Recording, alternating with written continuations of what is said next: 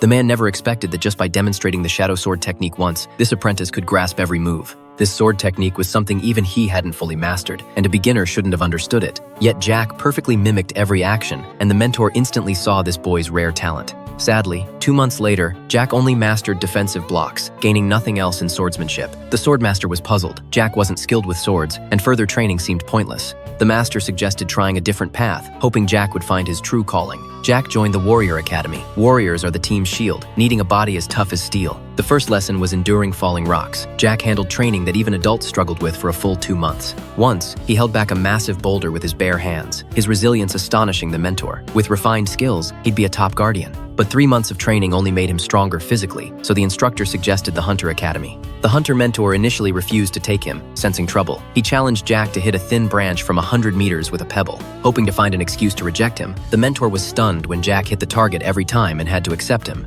Sure enough, Jack broke bows just by drawing them, even ruining the mentor's prized bow with his strength. They switched to throwing practice. Jack was already a master at this, hitting every target. Living in the mountains, he often hunted birds with pebbles. The mentor was shocked to learn they were swift birds, tough even for elite hunters. Jack then tried the Shadow Academy. While others carefully disarmed traps, he powered through, blocking small ones by hand and deflecting larger ones. 3 months later, Jack couldn't disarm traps or sense auras, making him unfit to be a shadow. But the mentor admired his grit and planned to recommend him to the Royal Secret Service. At the Magic Academy for 2 months, Jack couldn't even spark a flame.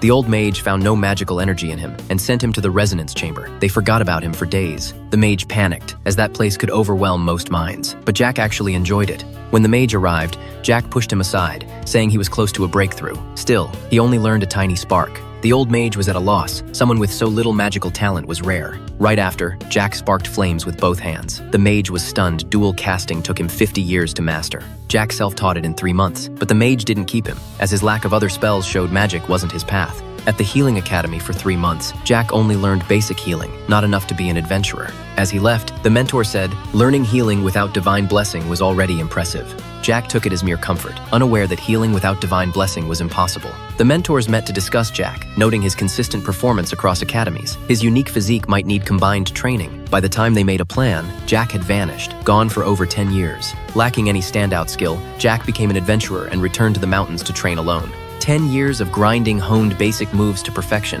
though it dulled his mind.